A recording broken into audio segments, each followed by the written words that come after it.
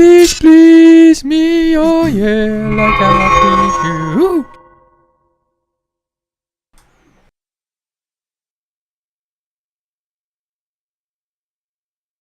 Hello and welcome to this Monday's edition of Movie News here at MBE. We'd just like to thank you once again for joining us here on our YouTube channel and of course our Twitch stream. My name is Stephen John McLaughlin. I'm one of your co-hosts, and the other co-host is a man who's here 5 days a week, plus when we throw in the reactions, reviews, etc. It's John C. Walsh. John Assieman Walsh. If anyone doesn't know, we get a lot of comments from a particular person who likes to call us Assy Man. I don't know what it means. Maybe he can elaborate. He's a vigilante. Well, vigilante's by night, Stephen. And our costume of choice is an ass. Yeah, I'm not going to argue with it.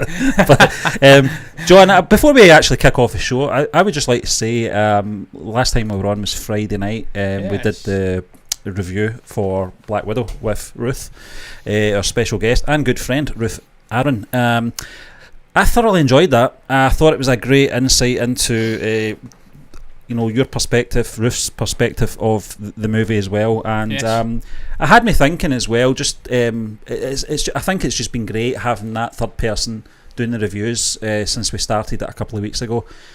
It gives you time to think while you're discussing the movie, on the show. And I did say I think I gave it a C. I did change.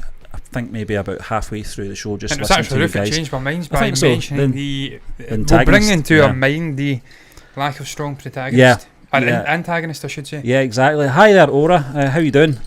But I think, John, it's great. And for anyone that doesn't know, if you go onto our community tab, you will see that we're doing Vijay Thalapathy's 96 this Friday. Stephen, are you going to announce what we're doing next? Because I think it's... John, you do it. You can announce it. I'm trying to remember the name of the film now, Stephen. Because I can't remember. One we reacted to and Nearly Ollie was the song. Yeah, it was a song, yeah. Yes, what, I'll bring it up just now. We'll announce it. Yeah, we're going to do that the following Friday, which I don't know what date that is, but I'll check that just now. You're going to review, drumroll, Thalapathy Paranormal. Because we're getting a lot of requests. Yeah, we are. Apparently a very good movie. We are. Loosely based on real events. So this Friday, I like a good boxing film. 30th of July, we will be doing Vijay Thalapathy's 96. So it will be looking forward to it, Stephen. I love Vijay Thalapathy. Fantastic actor. 6th of August, John will be doing that one that you just mentioned. I don't want to repeat it because I can't remember. But I'm pretty sure by the time it comes on, John, we will be... We'll be in the zone to talk about that. But I can't wait to see 96, John, because I know a lot of people are doubting whether or not we'll like it or not. Don't know why. Oh no, Stephen, we've watched a lot of rom-coms. I grew up surrounded by rom-coms, so even an out-and-out romantic movie will not bother me as long as there's a good coherent story and precise acting from the likes of Vijay Thalapathy. I've enjoyed this guy in a multitude of movies now, and he's played a multitude of different roles, contrary to a supposed prevailing opinion that he only plays the same character. Every movie I've seen, he's played a completely different character. He's a great actor. I'll be there just for him. And if the story backs it up, then I'm going to enjoy it tremendously. Your name, bro? Yeah. Well, I'm John. That's Stephen. We used to have nameplates. We did, yeah. But I just couldn't be asked bring them back over from Streamlabs. So we went back to basics. So Jonathan. Stefano. Yeah. Or Steve-O, as I used to call him back in the day. Steve-O. What was that from? Was it... it was Jackass. Yeah. Steve-O. That's right. Fucking loved him. He was brilliant. Crazy. He used to take drugs, Stephen, and just sit and see people come through walls and stuff like that. He was crazy with drugs, Steve-O. Yeah, him, not me. But we're going to talk about, John, our headline and, of course, our thumbnail. And it's Vijay's life-size statue erected at... Panayur, yeah. And this is coming in from Times of India, John. It was a very intriguing little story. It just dropped today, and I'm just going to read the article because it's very short and sweet, and it's more based on, obviously, the tweet that came in from Thalapathy WC. That's the Twitter handle. But Thalapathy Vijay has a large fan following, as we know, and the latest report suggests that a new statue of the actor was erected at Panayur, Chennai. Fans of the actor it's on the have... beach, Stephen, I searched it up. Yeah. Thank you very much, my friend. We appreciate that a lot. Haha, thank you. We love doing the reactions as well. Fans of the actor have made a life-size statue of Vijay in Chennai, and the pictures of the statue are going viral on social media, and that is there, John, as you can see on the screen. Yes, I've actually got these social media posts up, so we'll jump to that just now. There you go. Yeah, that's great, John. The new statue of Vijay was launched with a grand celebration, and the statue was decorated with garlands and a crown.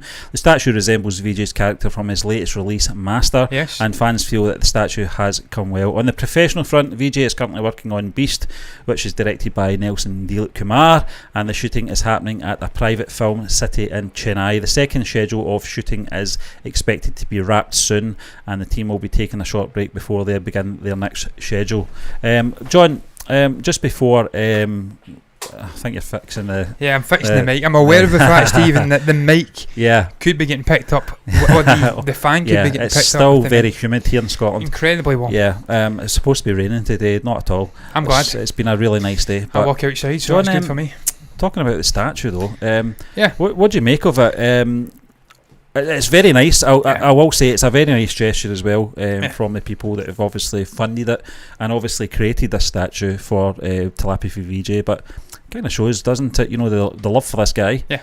He's not just a film star, he's a man of the people, and these kind of things happen with people that kind of connect with the people. Stephen, look, we're both Celtic fans, as we continually admit, football fans in general, and it's only the truly great people who are given statues. And I think about Celtic, I think of Jock Stein, Brother Wilfred, Billy McNeil. They are the three guys, really big figures in Celtic's history. They've all got statues outside the football stadium. Even over on the other side of Glasgow, you've got, what was his name? You've got John Gregg. John Gregg statue. I'm not a fan of him, so I couldn't remember that. I have another name for John Gregg. John Gregg's a decent guy. He's a decent guy, Steve, but what I'm saying is it's really only the most iconic people who tend to get statues. And I think it's very cool that this guy's got a full-size replica statue of himself. I think it's on the waterfront in Chennai. I think Panayur, I searched it up, is a sector within Chennai facing onto the Indian Ocean, perhaps Bay of Bengal. So look, it's cool, man. I will say this, I'll bring it back up and we'll have a little look. It's usually the case with these statues. This isn't a criticism of this particular one. Very hard to get the likeness bang on in a bronzy metallic sort of statue. Definitely, and it's not 100% the likeness, but that's neither here nor there, Stephen. It's the thought, it's the actual gesture, and just shows you once again the size of this man, his stardom over there, and what he means to the people. He's also a huge figure in Tamil Nadu, primarily Chennai. I imagine that's where he's from. And this is just a testament to how much respect they have for this guy. They're building statues for him. Stephen, I can't think of any actors over here getting statues built for them. No. None. So, as you did say, it's not just his acting ability, it's the actual humanity of the man himself. We've watched numerous rise and fall videos, birthday mashups. Yeah. And what always comes through with this guy is the genuineness of him. He's a genuine good person. He's always looking out for people who haven't quite made the heights that he has in life. He's not forgotten his roots. He's not forgotten people who have less than him. He's always fighting for justice for farmers, medical insurance stuff, fighting against that, political, I don't know what you'd call it, bribery, corruption. He's always fighting for these things, showing up societal wills. So he's a genuinely good guy, great human being, and that was perfectly summed up as we keep bringing up in the last couple of months with the whole COVID crisis. He was over in Georgia. He brought back oxygen canisters. So thinking about people around about him, that's the signs of a good human being. Empathetic, if that's even the correct word. And look, it's nice to see the guys getting recognition. Obviously, he's an incredibly rich man. I searched him up. He's got Rolls Royces and stuff like that, and Mini Cooper, my kind of guy. So he doesn't need it. He doesn't need that sign of appreciation. He knows the people are behind him, Stephen. On the thumbnail, I put a half picture of a crowd, a vast crowd, turning up to support him. They're involved in a selfie with him. So we know this guy's incredibly popular. The people are behind him. When any scandals come out, they try to pin something on him, the government, because they don't like him. The people are well behind him time and time again. So he doesn't need the statue, but it's just a nice little gesture to show, look, we're with you, we love you, man. And Stephen, it's throughout the world. We've got people from France saying they love him, people from Australia, all over the world, and now us, we're fans of this guy as well. After dipping our toes in his filmography, we've watched about 7-8 of his movies now. We have, Genuinely love the guy. He's a great man, so it's great to see gestures like that. We have got a couple of comments. Sorry to drop in late, just excited to see the news coming from Man United. What news is that then? What's coming from Man United? Have they signed somebody? I know they've signed Jadon Sancho. They're not signing someone else, are they? I'm not a huge Man United fan, incidentally. I used to be, like them. I used to be, John. I don't hate them. But I'm more of an Arsenal man. I was a bigger fan in the 90s, yeah. 1980s, John, for me. Oh, yeah. I actually supported them. I think it was the 85 FA Cup final. Norman Whiteside scored the winner against Everton. I think that was the first game I saw. Oh, Varane. Oh, yeah. And, that's a great signing. Wow. Varane, yeah. 32 million. Real Madrid. Great signing. That's a good price as well. That could make them real contenders now. Yeah. When they've got an attacking figure of Jadon Sancho in there. Yeah. Pogba sticks around with Varane in there. That's a huge signing. That could really make them contenders. Look, I like Ole Gunnar Solskjaer. He's a great guy. Genuine man, much like Thalapathy. Yeah, so I hope he does well, man. Because Arsenal are shit just now, so they're not doing nothing. And someone has to deal with Liverpool and Man City. They're just getting too big for their boots now. You're right, everything can't be done perfectly. No, it can't. Look, it's close. It's close enough. You can see the resemblance. But it's just, there's little things that they always screw it. It's always the same, John. You've seen the ones, outside football stadiums, and it's not identical. Yeah, you just can't do it. I think with the material you're working with as well, and by hand, it's never going to be perfect, is it? No, it's not. Yeah, you probably do still need a defensive mid. Yeah, you've never replaced Roy Keane. Never. Roy Keane's the man. I can't think of anyone that's played in defensive mid now. I can't even remember. They brought someone in, didn't they, from Chelsea? Yeah. What was his name again? Big Gun. He was crap. Herrera as well, not very good. Yeah, I follow it brief. I kind of loosely follow English football. It's always on the telly over here. Yeah. You can't really avoid it. And as a football fan, obviously watching the Euros, I'm well aware of guys like Varane. France are an incredible football team. They should have won that tournament. But bottle merchants, Mbappe, bottle merchant. So, look, I love Mbappe. I've seen the man in the flesh. Some might say it was the choice selections from the manager. Deschamps, Didier Deschamps he's won a World Cup, so you can't really question him. But and European Championships as a player. Yeah, he's fucking Chancellor. Chancellor. He seems carried. Look, Stephen, man. Of course he was carried. Emmanuel Petit, people like that. Vieira, he was fucking carried all day long. Yeah. He's a water carrier, wasn't he? Kind of christened the water carrier football role that Neil Lennon and people like that subsequently did. Stephen, man, with that team he had in the Euros, I was watching the game against Germany, sitting in against an aging, transitioning German team. Yep. I'm like, what are you doing, Deschamps? Yep. You've got Mbappe. He bottled it. Griezmann. That's the bottom line. Pogba. Benzema. Yeah. What are you fucking doing, you clown? Sitting back. But anyway. But we're going to go to Chris Kamara. Anyway, we're back talking about entertainment news, and we're going to move on to our next topic. Unless you've got anything else to say, John. No, Stephen, just great that they're showing this gesture. They're supporting the guy, celebrating his career, celebrating him as a person. Shows you the popularity in Chennai, south of India. Yeah, definitely. And probably across India as well. I'd imagine he's well, we know that. Shah Rukh Khan watched a movie. Ruth, who comes into the channel, has been on the channel doing shows many times now. She says that Shah Rukh Khan and other big Indian acting names throughout the country, not in South India, they go out their way to actually watch it with Tamil or with subtitles. Yeah. They don't watch remakes, they actually watch the original. So they respect this guy, tremendously respect like him. we do. But John, we're going to move on to our next topic, and it's all about John Carpenter has ideas for Escape from New York. Steve, was 3 it and 4. Did Halloween Incident? I was trying to remember who did and the original Halloween. He composed the theme as well. What a talented guy, producer, filmmaker, writer, composer. Yes. What can this guy not do? That's more the question. But perhaps Escape from New York director and veteran filmmaker John Carpenter says he has a few more ideas up his sleeve for Kurt Russell's Snake Plissken. As long as it's not Kurt Russell playing it, he's nearly 60. Yeah, unless they de-age him, John, like they did in Guardians. But no. But you will look like Al Pacino when joking. They got the Irishman. But it's interesting to say New York, Escape from New York 3 and 4, because actually the second one was called Escape from LA. LA, so, yeah, that was a good movie actually. But maybe these are working titles, and they'll go to other cities. Who knows? You can tell I've not read the article, incidentally. That's okay, John. I'm going to just read a little bit. Success of 1978 horror film Halloween, for fuck's sake, John. Come on. I'm going to read a bit of John. He also I say, man, he also did. Yeah, I'm on to you, mate. He also did. We were running Did he do the thing? Did he do the thing? I have to search it up, Stephen. Yeah. That was obviously Kurt Russell as well. I'm going to. We ran a little. What would you call it? What would you call it when you gamble? We had a little bet and see when Ashley Man would come in. Yep, and you never disappointed us, but you're kind of doing this thing. It's okay, John. I'm on it. It's okay.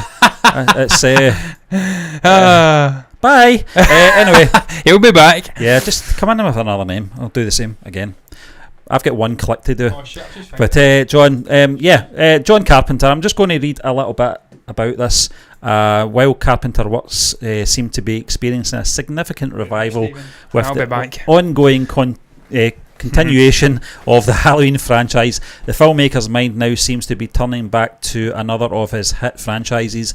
In a recent interview with Total Film, Carpenter has admitted that there still may be more in store for Russell's iconic anti-hero, and this is what he said. He said, "He's a character that Kurt is passionately fond of.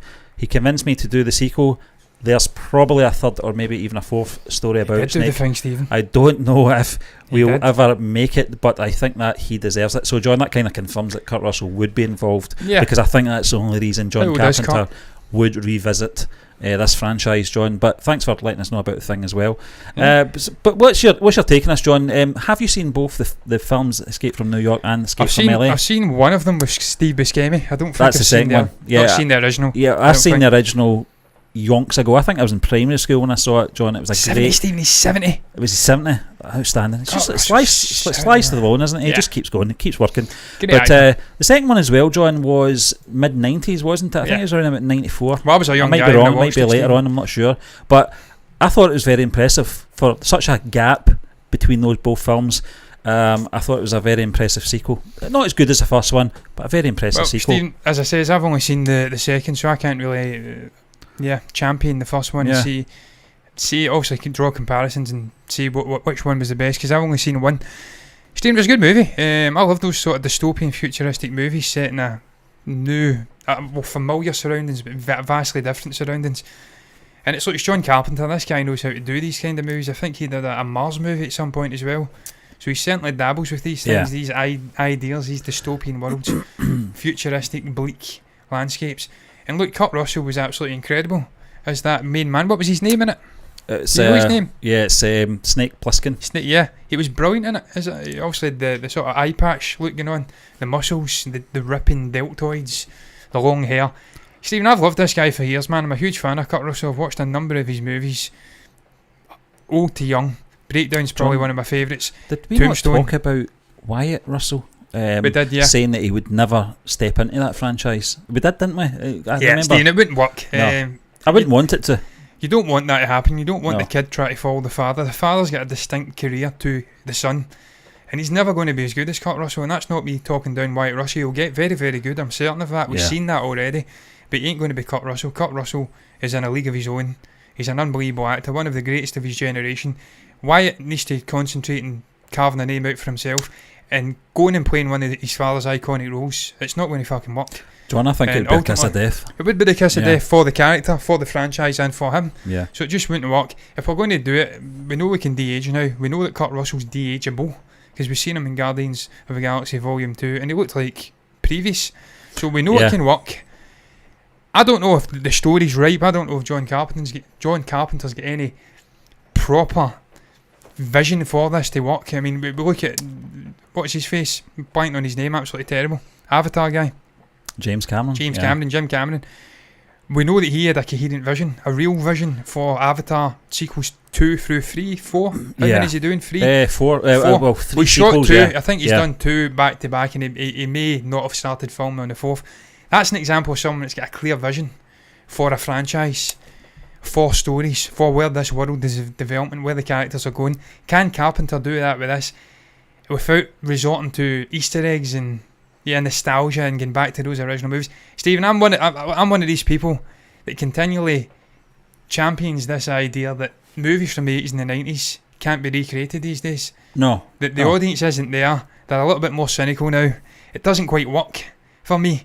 You think of Back to the Future, you think of the Terminator movies, Total Recall, RoboCop, movies like that. They don't pop the same now. We try to remake it with Colin Farrell and stuff like that. It's never ever the same. No. Listen, I've seen this before. We've got a comment in our chat from. Yeah, we got a comment Twitch before regarding Twitch that there was issues with the visuals. I don't know what that is.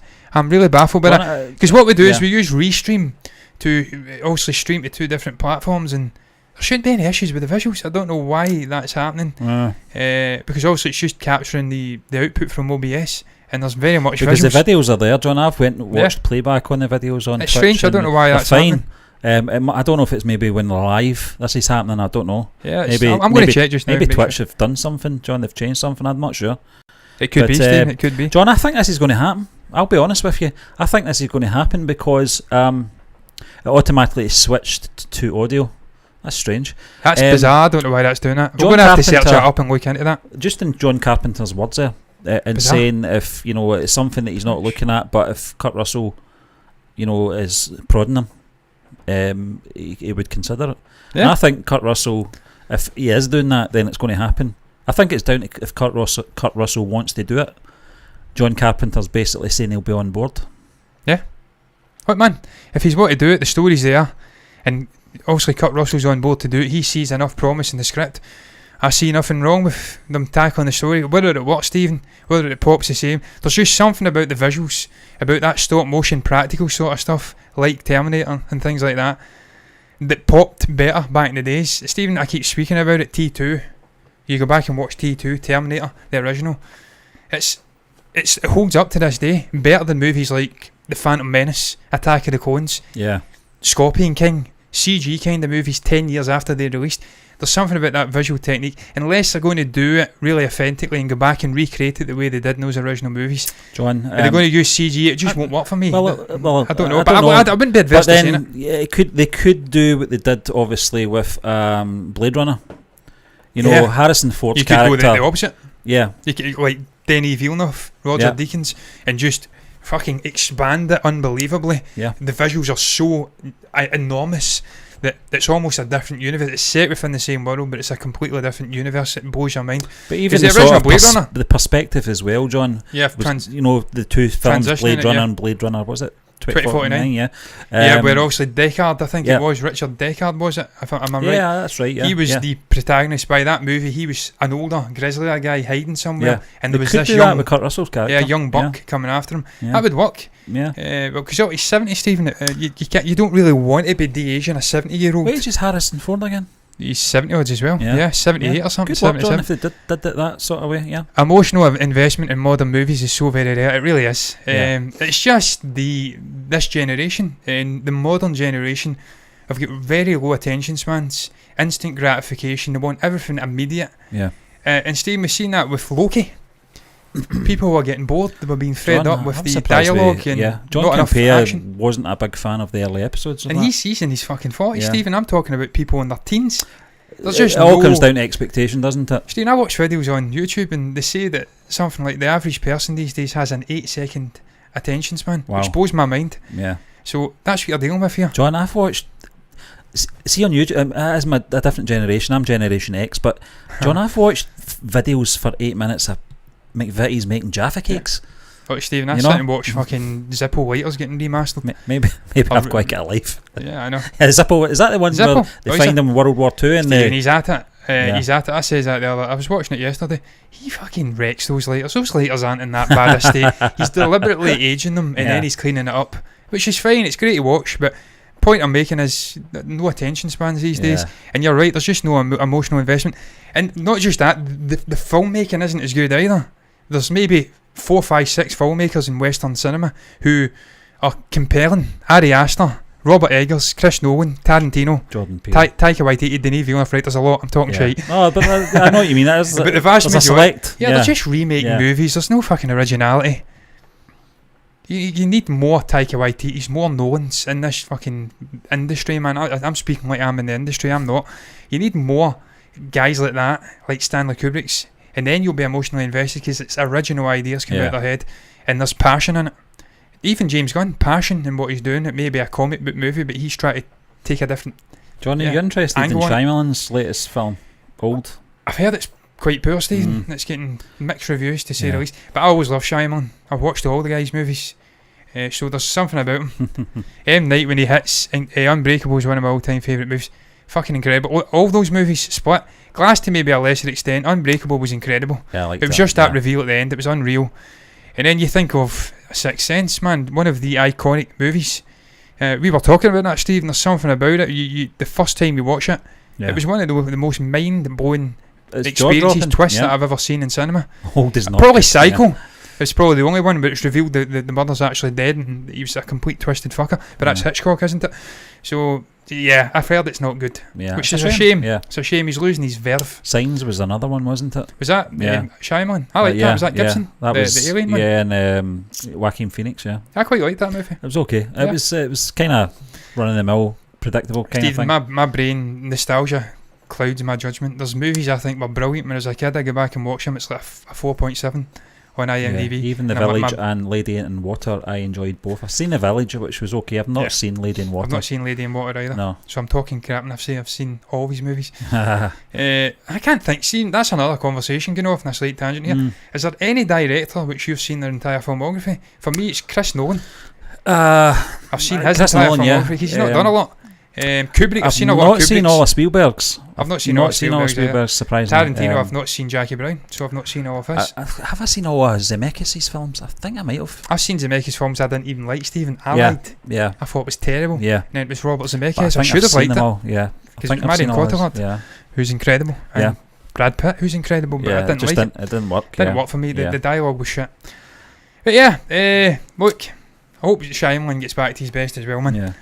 And hopefully the issue with Twitch will get that sorted, man. I'll try and find out why that's happening. The only thing I don't like about Shyamalan's films is those cameos he puts in himself. He's becoming... well, Chauncey, one of our writers, was talking about it on Twitter, and I actually did laugh. He got a reply from Scott Mendelsohn, the critic. Reviewer, and I did laugh because it was so on the nose now. It's so on the nose. He's aware. Breaking the fourth wall. Yeah, I laughed at that. So... looking at the camera, you know, I don't like that. That was like Stan Lee, man. Yeah. The MCU movies. Oh, well, he was on the nose. Yeah, it was like fucking... What was it? He called him Tony Stank. Yeah, Tony Stank. Yeah. He's reading the newspaper, going to audition for, I think it was Clerks or Mallrats. John, I always loved his cameo when... It was Spider-Man 2, Tobey Maguire one, when he's in the library, and I think he's got headphones on, and there's all this chaos behind him between... Spider-Man and Doc Ock, and everything's like getting torn apart, and he's just Stephen, in his own little world. It's a shame that he's no longer with us and we're not getting those great cameos anymore. You looked out for them, and of course I think the last one was actually Delayed Reaction. It may have been in Infinity War or something, or Endgame. It was Endgame, was a sort of a happy one where he goes make love not war or something like that. I can't remember. You looked out for him. It's a shame we're no longer getting that, but he was a great man.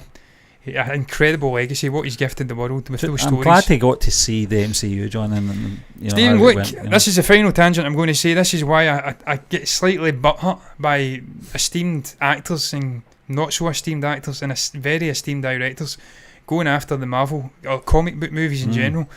You've got to give that generation or generations of geeks, of guys who created these comics, their due. What would you call it? Due desserts. They get to see these stories being created the way they should have been on the big screen. It's all cyclical. These guys deserve to see these movies. Guys like Schnepp, who didn't get to see Endgame and Infinity War. Guys like Robert Meyer Burnett. These guys grew up with the comics. They imagined what it would be like seeing them done proper on the movies or in the movies. Now it's happening. That generation are getting to witness history, seeing these movies. They may not always be artistic, the greatest. They may not always have the greatest stories, but you've got to give it you've got to give them it, man. They deserve this moment. They deserve this 15, 20 years. John, there's room for it. There's room for it. There's plenty of room for it. Plenty of room for all different films, but we're going to stay on the MCU. Short, sweet, Escape from New York. If it happens, it happens. Yeah, I hope it does, John. I'd watch it. I do like the what was Carpenter's last movie? I'm going to search it up. Probably, well, he's got a finger in the Halloween reboot, but he's not obviously directing or anything like that, John. But we're going to stay on the MCU, and it's Walking Dead's Norman Reedus wants to play MCU's Ghost Rider. Last time we saw this character was the Nicolas Cage, 2007 and 2011. It wasn't bad, Stephen. That's films. What I'll say. John, they weren't bad. They weren't terrible. They were critically panned. Particularly, they weren't good. Particularly the second one. I liked the first one. It was okay. It was watchable. The second one, not so good. But Norman Reedus, John, you're a big fan of his because you watched The Walking Dead. I'm not. Stephen, I've not watched it. Funnily enough, I've not actually watched The Walking Dead in about 5 years. Wow. When they killed off, was it Glenn? Stephen Yeun's character. Yeah. I love Jeffrey Dean Morgan. He's fantastic. But I'm trying to remember what his character's name is now. There you go. Totally lost the plot. I can't recall his name. But when he came in, it should have worked for me, but I just lost interest. It just stagnated, Stephen. The writing wasn't there. They seem to lose love for it for a little bit. I think they get it back. I think it's ending now. We may be getting a lot of series are like that, aren't they? Yeah. They kind of lose their sort of grip. I always forget this fucking. I always screw his name up. It's not Lincoln. It's Andrew Lincoln. I'm sure it is. Andrew Lincoln, who played Rick Grimes. He's getting his own movie, I think. So they've got it back a little bit. But what I'm saying is, I fell away. But Norman fucking Reedus, incredible. Well, John, you informed me he was in an REM video. I didn't know that. Yes. Steve, he was around, he's been around that New York scene for nearly his whole life. He's 52 now. He was a model. He's very much a New Yorker. I don't know if he was born in New York, but he certainly stayed there for a long, long time. He stays in Chinatown. Because I was obsessed with this fucking guy for years, man. Because I bought the Red Wing boots that he had in the show. I was absolutely obsessed with him. He's a fucking cool guy, man. So cool. He's got this sort of just chilled, relaxed, sort of almost pothead kind of Owen Wilson kind of vibe to him. He's a cool guy. He doesn't care about his clothes, but he still looks fucking incredible. The hairdo is amazing. He always wears his Ray-Ban classic Wayfarers. I was obsessed with this guy for a long time. So, look, man, he's a great actor. I'd love to see this. That's what I'm saying. John, but I'll let you do it. No, that's fine. That's okay. In an exclusive interview with Comic Book, this is coming in from Screen Rant, by the way, Reedus revealed his desire to play Ghost Rider. The Walking Dead actor says that it would be so fun to play Johnny Blaze and the fiery anti-hero in the Marvel Cinematic Universe. And he loves his bikes, by the way. Yeah, that's another thing. That's ideal. He's got his Harley. Reedus says the conversation of who should play Ghost Rider next has been coming up for years, and he wants them to put him in it. John, it's when an actor, especially an actor of his calibre and status, says these things. It'd be great to obviously know if guys like Kevin Feige pick up on these things and get to hear. I think they do, Stephen, but I would hope so, because I think he's the ideal candidate for this role. I just think I don't know about his passion for bikes either. Not that it matters. You don't really have to have that. But Nicolas Cage was he is a big comic book fan, and he's dabbled. Obviously, we never got to see him playing. Dead, great comics. We never got to see Nicolas Cage playing the Man of Steel. We saw the stills from that. Looked a bit horrendous. That sort of low cut suit of his with the chest hair coming out the sides and the straggly hair, but also in Kick-Ass playing Big Daddy. He's an unbelievable so comic book he has kind of lived the dream anyway. He's played a few various characters in comic book. Huge comic book man. But as I said, the first movie 2007's Ghost Rider was okay. I know that I do remember not a lot of people liking it. It was received badly by the critics. It was that era though, wasn't it, Stephen? Just after Raimi, wasn't it? The Spider-Man movies, maybe and around about the end. Just before Iron Man and Nolan and stuff like that. They were doing Batman. Yeah, exactly. So it was a strange era.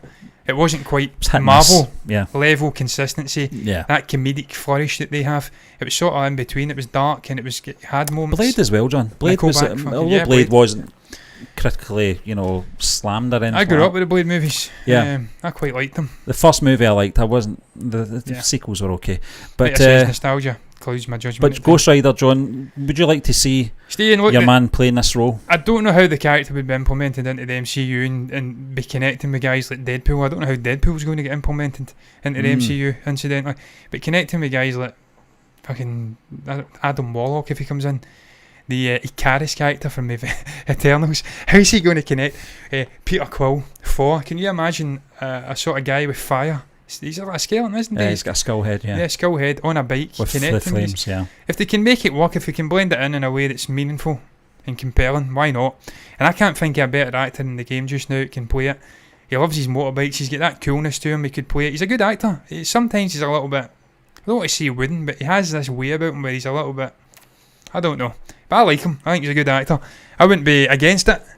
And look, he's got a fair bit to go. He's got longevity. He's 52. He's got a long ways to go before he's an old man. He looks younger than his years. With that hairdo. He's probably dying it, but he looks fucking younger.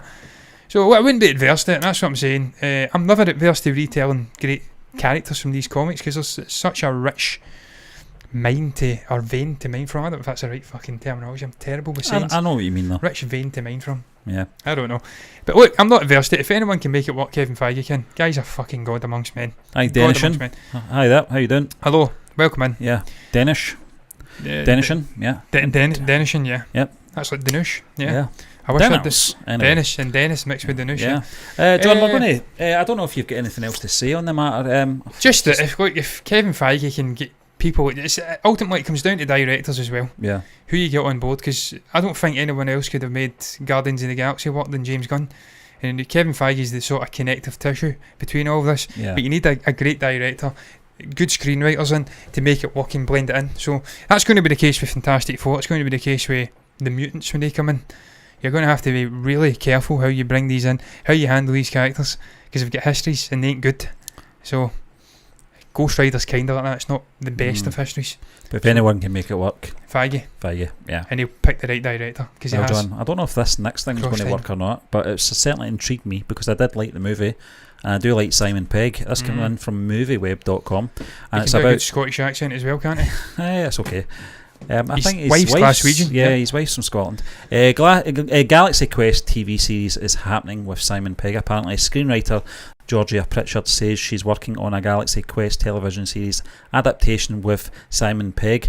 And this is coming in from MovieWeb, as I said, John. I'm just going to read a little bit about this, just to give you an idea of what's happening here. A Galaxy Quest series is reportedly in the works at Amazon with Simon Pegg attached. For years, there have been rumours of a new Galaxy Quest sequel happening, but the planned project lost most of its steam when Alan Rickman passed away in 2016. That was a hell of a year.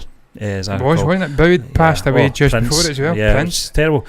Carrie terrible. Fisher. Some of 2016, I lost my two grandparents in the space of a month as well. That was brilliant. Yeah. Some of the original stars have still teased a follow-up in the years since, and now appears that a TV series adaptation is in the works. Speaking with the Times, screenwriter Georgia Pritchard revealed that she's working on a television version of Galaxy Quest. She also said that Pegg was involved with the project, though what his involvement in the project entails is unclear. No additional details were mentioned beyond that. The project is apparently happening in collaboration with Simon Pegg, such as if the original cast members will be involved. I never thought of that, John. I just assumed that perhaps they would just recast a whole lot of them, which I hope they do. If they're going to do a television version of this, I don't really want to see the ones that appeared in the film. Obviously, minus, sadly, Alan Rickman, who was... He was brilliant. Tim Allen is great. He's a bit old now as well. Sigourney Weaver's fantastic as well. But if they're going to do it, I would like to see a fresh cast. But what's your take on this, John? Stephen, look, as I said before, I'm not adverse to continuing these universes in a different vein. Using that word again, but different spelling, I think. Not adverse to it. I don't know how it would work in the TV setting, but look, this is the golden age of TV. We're getting a whole array of different kinds of projects hitting TV, really serious dramas, period pieces, comedies, all sorts of different stuff going on, different takes in comic book with the boys and things like that. So I think they could make it work. Again, it comes down to the directing, the showrunner they got on board, and ultimately casting is going to be really important, because you're going to always get back to that original. Sadly, you can't use the original cast, as you did say, the late great Alan Rickman, no longer with us. So you'd ultimately have to replace those characters with people who can make it their own and make you forget the previous ones. And can you make people forget Tim Allen and Alan Rickman? I think that's very fucking difficult. So they've got their hands full trying to do it. This era of TV though, man, we're getting Lord of the Rings TV shows happening at Amazon and things like that. It's going to be fucking epic to see if they can make it work. Stephen, I loved the movie. I didn't watch it that long ago, and it was howling at it. It was almost like a parody of Star Trek, where obviously Tim Allen's playing Kirk, Rickman's playing Spock, and there's all sorts of shenanigans. John, the kind of running gag throughout the movie was that the aliens didn't realise they were only TV people, they were only actors, they weren't actually real heroes. How does that work in a television series? Oh, I don't know, Stephen, you can do it. If you're making Deadpool work with Ryan Reynolds and breaking the fourth wall and there's all sorts of craziness happening, they can do it. It's just, again, about getting the right people involved. I don't know who those people would be, but certainly Logical Robot's got a couple of ideas for Marvel, coming back and getting the right people involved. Louis Leterrier, is that how you spell it? I don't know how to pronounce it. He did The Incredible Hulk, Steve, and I've been looking at his filmography. We wouldn't be adverse to him coming back and doing another movie. I really liked The Incredible Hulk with Ed Norton. I enjoyed that. It was a fucking great movie, man. It's underrated. I just wish Ed... Look, I like Mark Ruffalo, but Ed Norton is a better actor than Mark Ruffalo. He's a different kettle of fish, though. A standalone movies, John, it works with someone like Ed Norton, but I don't think he commits himself to franchises. No, he doesn't. That was you think that would have been one of the first discussions they would have had when he took the role, but... And money as well. He wasn't happy Robert Downey Jr. was getting more money than him. but Robert Downey Jr. is the kingpin of the MCU. He's a holder, yeah. Yeah, they brought him in, rejuvenated his career. He was bringing actors in. He was being friends with the likes of Chris Evans, bringing them in, making it a family. Yeah. I wouldn't be adverse to Antoine Fuqua as well, man. You look at his filmography, fucking incredible. The Equalizer, Training Day, great movies. I liked The Equalizer too as well, not quite as good as the original. Still good. Southpaw, that great boxing movie with Jake Gyllenhaal. Yep. Olympus Has Fallen, solid action movies. I don't know why he's not. I don't know why they've not people like that. Stephen, I think Sam Raimi's going to be a watershed moment for the MCU. I hope so. Proven talent, veteran director, stepping away from just solely picking up and coming names, maverick directors, and making them successful through the movies and the universe, the likes of the Russos and I don't know, Josh Whedon, people like that. Now they've brought in a steady hand in Sam Raimi. I think they've now got to the stage with Marvel movies. They've got this reputation for success, for gold box office, earning $1 billion minimum at box office, where they can bring in the likes of Angelina Jolie, Penelope Cruz, Richard Madden, people who wouldn't have blinked an eyelid at those fucking movies before, and directors like Sam Raimi, bringing him in again. Maybe it's just, I don't know, I'd like to see proven talent like Antoine Fuqua and this Leterrier guy, Leterrier, coming in. I'm all for that, and they're the type of people who can take on something like Ghost Rider and make it work. John, Logical Robot says Ed Norton should be on the Marvel writing board. You agree?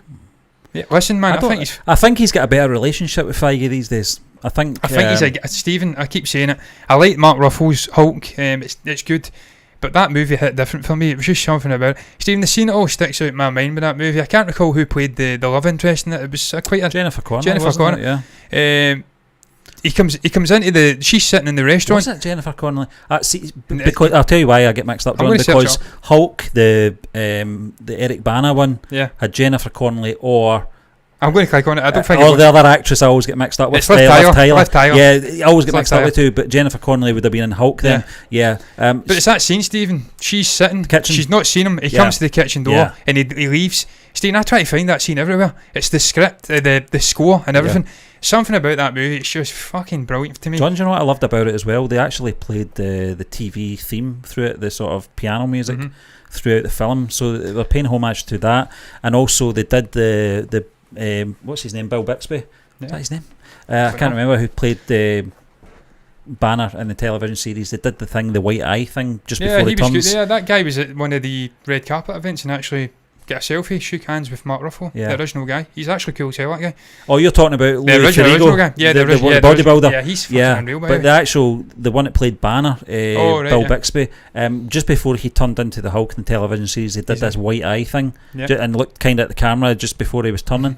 They've never done that with Ruffalo, and it's just one of those little moments I think's fantastic. They did it with Norton, I think, when they were gassing him in that sort of corridor, and they were obviously provoking him, and then it just showed you just before the sort of smoke covered his face. Some details like that, Steve. I just think they've totally underutilised Hulk. Yeah.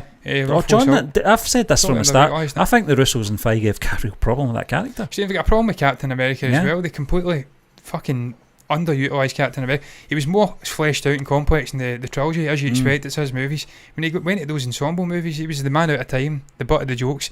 You're fucking Captain America. What are you doing? Yep.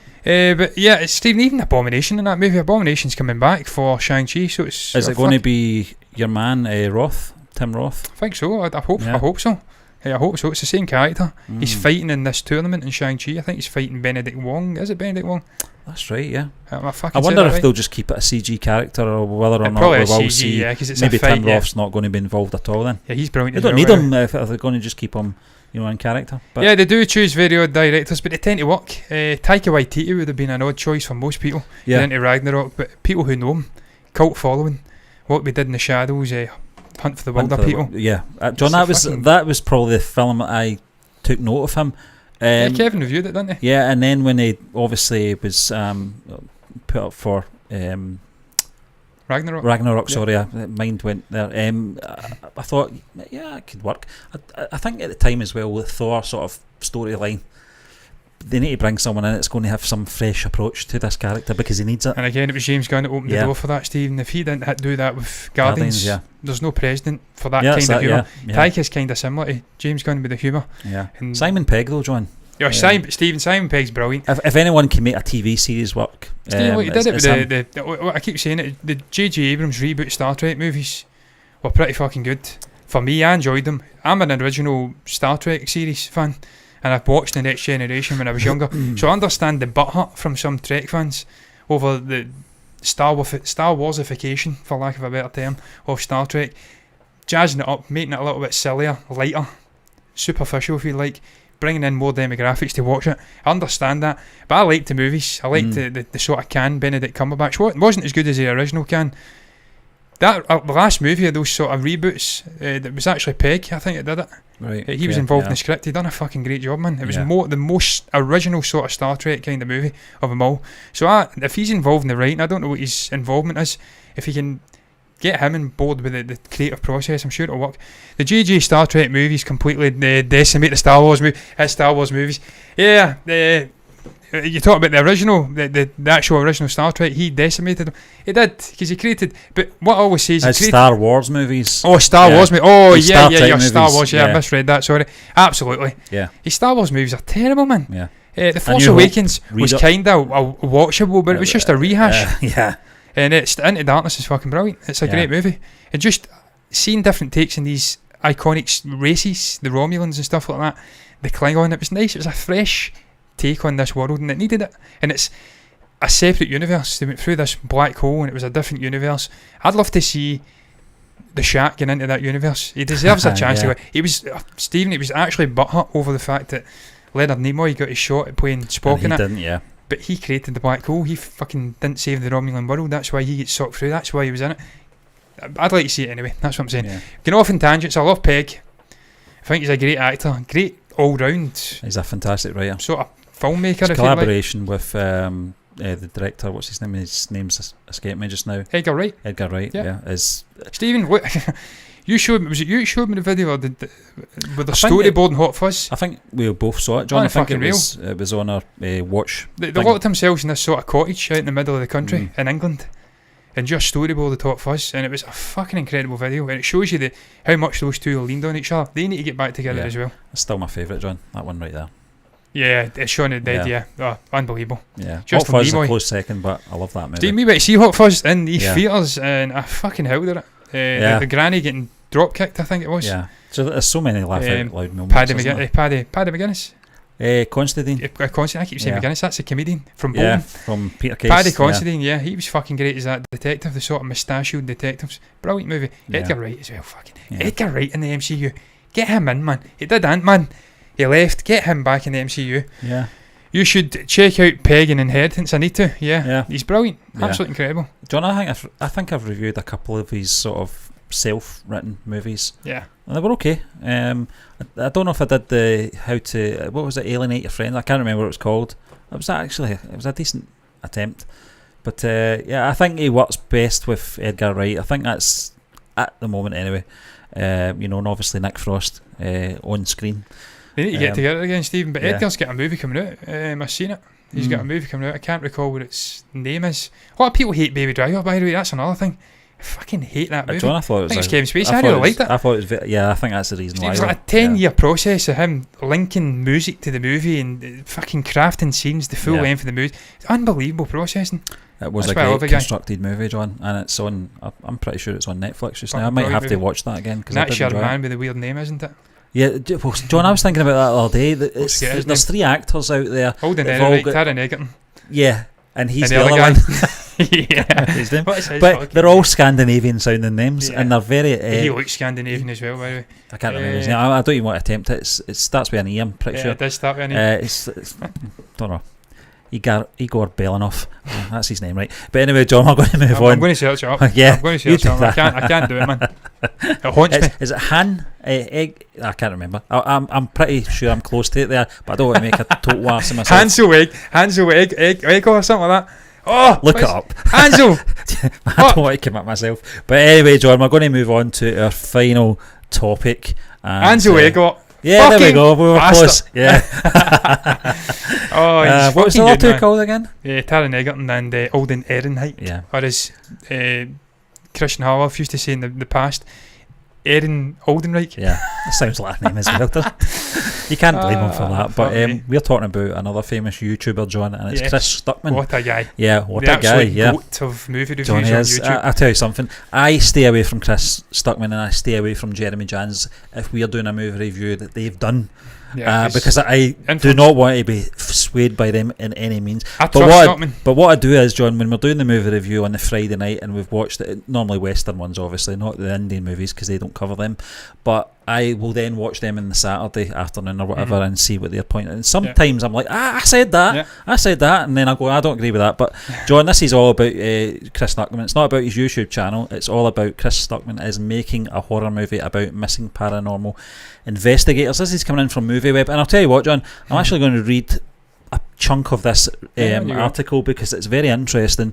I knew that he was making a film. He did announce it on his social media, I think maybe about a month ago, and I was very excited, but we're getting more information about this. He did make a movie before, didn't he? Well, John, I'm pretty sure he did. We'll talk about that as well because we know quite a bit about Chris Stuckmann. We've been following his career for the last 5-6 years now on YouTube, and he's one of these guys that doesn't mind talking about what he's done in the past before his YouTube channel obviously hit gold. Did he work in a theatre? Yeah, and he also did a few independent sort of films. I think he's been kind of dabbling with film making. Stephen, even his Halloween videos, he does like since Halloween he was an specials. early age, John, and they've all had this found footage sort of vibe to it. And that's what we're going to talk about because I fucking hate that genre. John, I know you love Chris Stuckmann and I know you don't like that genre, but YouTuber Chris Stuckmann will write and direct Shelby Oaks, a found footage horror movie reminiscent of the Blair Witch Project, in development at Stephen, I Paper didn't mind Street the Blair Witch Pictures. Project when it came out, I have to tell you. Yeah, it was something different and new. The movie will reportedly delve into the story of a fictional mid-2000s team of paranormal investigators who've turned up missing after leaving creepy footage behind. Paper Street saw potential in Stuckmann based on his creativity and his YouTube following, which is near 2 million fans. Incredible. The investigative team at the centre of Shelby Oaks, a group called the Paranormal Paranoids, have been featured in multiple found footage videos uploaded to the internet in recent months.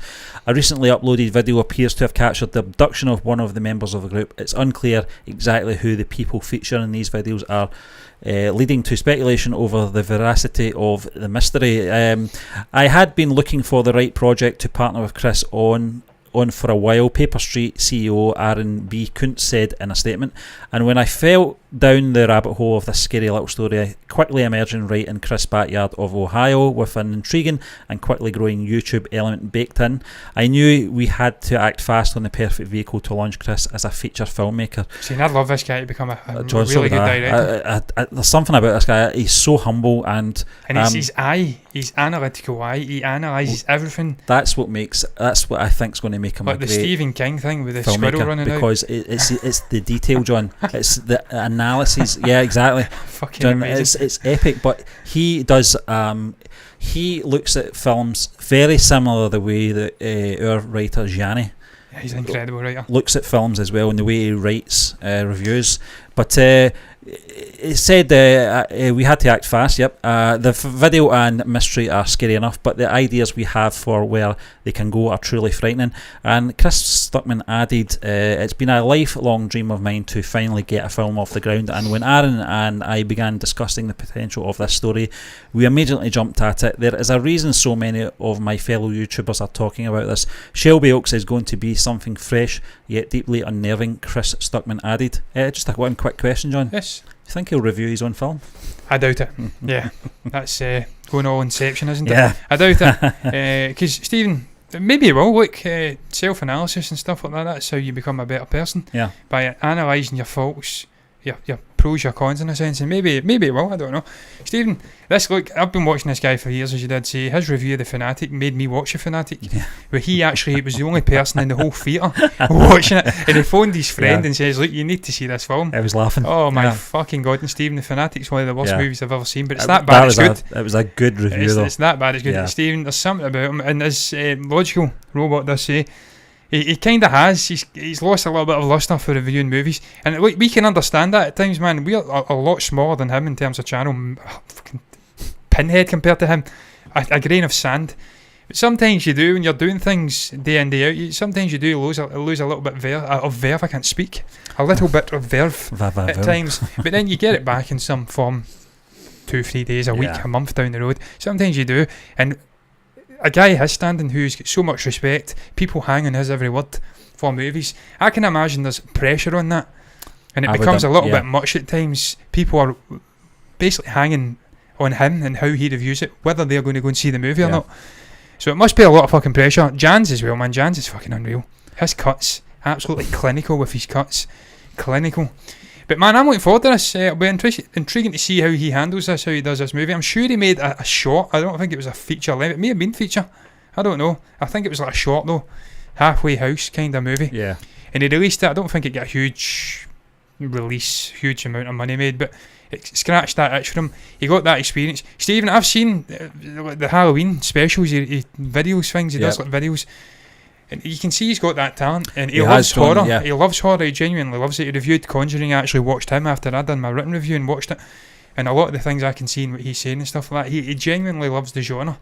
So if anybody can make a good found footage movie, it's going to be fucking Chris Stuckmann. And if I want to watch anybody's found footage movie, it's going to be Chris Stuckmann's, because Phoenix Forgotten nearly put me off the whole genre. A lot of people quite like that movie, but I'm fucking against it. I lied. But for me, it's fucking shite. But Blair Witch was brilliant back in the day, and then Paranormal. There has been a handful of found footage films that I reviewed on our website at movieburnerentertainment.org, and there's something about that genre I just can't take to. I don't know what it is. I think it's because they try so hard to be like the Blair Witch. I think the original if it's done Blair right, Witch, Stephen, it can be good, but it's very rarely done right. Paranormal Activity was nearly good, but they just stretched it out too far. That was the studio getting greedy and wanting more and more money. They do that. They rip the arse out. It becomes too.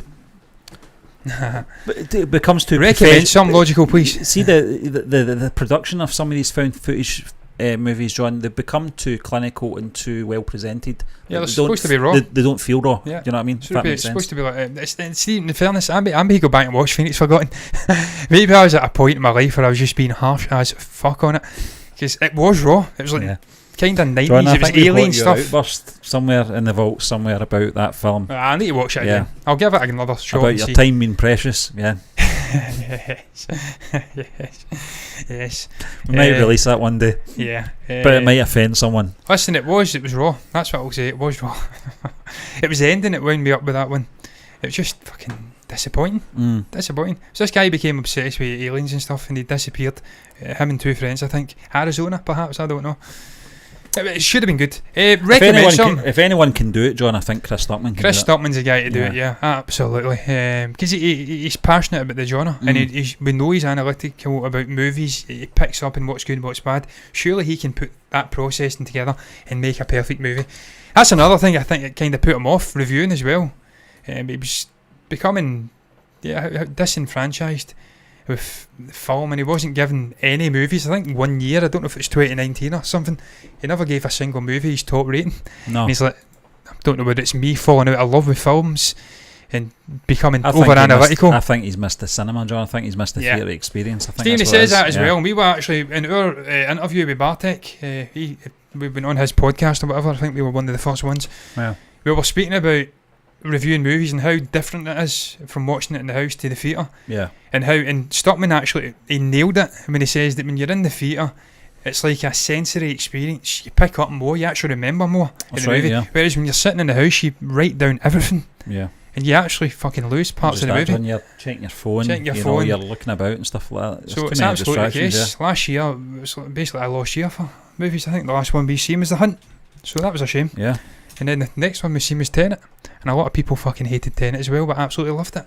And I will fight to the last on it. I'll stand on the, I don't know what I was about to say there. I'll follow my sword for Ludwig Göransson's fucking score. That score deserved to be nominated for an Oscar, man. I'll listen to that daily, Stephen. Neil. Is it Finding Neil? That score, man, the synth reverse synth sounds unfucking score. That score deserved an Oscar. That was disgraceful from the Academy. I will hunt those bastards that were responsible for that. Given Tenet, man, I think it was costume design or something. Yeah, it was. Or, production design. It was Come on, wasn't it? Yeah. Come on. But it wasn't his best movie. But it was because it didn't save cinema. It didn't save cinema. Yeah, that was because of the Yanks, Stephen. They didn't go out and back the movie. We backed the movie. I went to see it twice in 4 days. That's the Americans didn't. They get their fucking knickers in a twist over knowing. Try to save fucking theatres from going out of business. How very dare he? But look, I digress, man. That's going to end the show. We're done. We are. Steve, that's a long show, man. That's probably one of our longest movie news shows ever. Yeah. And it was because of the brilliant comments from Logical Robot, so thank you very much. And other people came in to start incident. There was quite a... We'll not speak about Assy, man. No. Because he's a fucking goon. We'll speak about Oru Manitaram, is that? Yeah. Van Starlord, once again. Love having him in. He's a great commenter. Great guy. He was speaking about Man United. I was just making sure that was him. Yeah. Thank you very much for the comments, man. We do appreciate it when people come in and speak. It just makes it a more interactive experience, man. It's better. You go off in little chin wags and speak about things that are completely unconnected, and it's good. It's good. That's why I feel, Steve, we have to do at least one show a week dedicated solely to Twitch if we can get the viewers in, because it's just a much more interactive platform in the community there. I'm sub to so many We'll channels. talk about that, John, because we're going to be talking about our TikTok thing as well. Oh, you're doing TikTok? Yeah, because Chris from T3, he came in and recommended Steve. I think that's a great platform to put little short things on. Yeah, we'll see what we used to do it on Instagram, John. We used to do those little intros, stuff like that. Audio icon, yeah, man. We'll try and I'll study what the fuck is causing that and try and find out why it's gone. Look, it may be a good thing having audio because we're not the best faces to be looking at for about an hour. I'm not bad looking, but I'm not the best. So it's probably a boon having audio. Face for radio. And all that jazz. Matron. Yeah, I'll try and fix it, man. Yeah, I'll try and fix. Well, look, I don't understand what's causing it. Cause it must be something on Twitch's side. We're using the same stream key for YouTube and Twitch, and we're putting it through Restream. It's probably fucking Restream. There you go. Maybe I have to get back to OBS. OBS, yeah. I can't get back to Streamlabs. It's shite. I just can't. OBS is better. Well, look, man, it's going to round it up. Thank you very much. Banter and obvious knowledge. We do know our stuff. What great banter! Partridge. There's some gaps in that knowledge you need. That's why we get other people in to speak. Speak. It says the stream cannot be downloaded. That's disappointing. Need to get to the bottom of that. Well, I think once the stream's finished, John, it is visible on Twitch afterwards. Because the bitrate's currently showing at 8,900. So the bitrate's there. Something, it's a grim one. It's Twitch. Fucking arsehole. Bezos, get your shit together. Stop going to fucking space and fix Twitch, you little bitch. That laugh. I can't even do it, man. That was Jimmy Carr. But anyway, that's going to round the show up, man. What was your thoughts? I forgot what the headline was. It was Thalapathy getting a statue made for him in Chennai. What was your thoughts on that? What did you make about Galaxy Quest, An Escape from New York, LA, sequel, 2-3 sequels? Do you think that could work with a 70-year-old Kurt Russell? What do you make about the other stuff we touched upon, including Chris Stuckmann, the great Chris Stuckmann, making a found footage horror movie? If you've got anything to share about any of those topics, you can comment down below and put your thoughts down there in the comment section. You can't do that on Twitch, but that's doesn't matter. We've got 18 followers on Twitch, you know what I mean? I think about 2 of them watch us on the regular. Spread the word, guys. Logical Robot. Tell you, it's a hard nut to crack, Steve, on Twitch, and the podcast and talk show is particularly hard. You don't want to go into Just Chatting because you get some fucking strange people coming in. I've seen that firsthand watching people on Twitch. We'll stick in podcasts and we'll just remain anonymous, it's fine. But you can comment below anyway. You can also like the video if you've enjoyed it and subscribe to the channel. Hit the follow button over on Twitch if you want to see more content like this in the future, and you will get it, guys. That's how you enable it. But until then, me and Stephen are done. We're off to do some reactions. Bye bye. Yeah, tell your postman and dentist. Yes. Dentists. I need to go to the dentist. That's the kind of small talk you don't want to be making at the end of shows. As long as it's not Dr. Robert. Dr. Robert, yes. Let's up Stephen. I'd like you to try some LSD. Go on a psychedelic trip. That'd be fucking good. As long as it's not a permal. Bye, guys. See you after.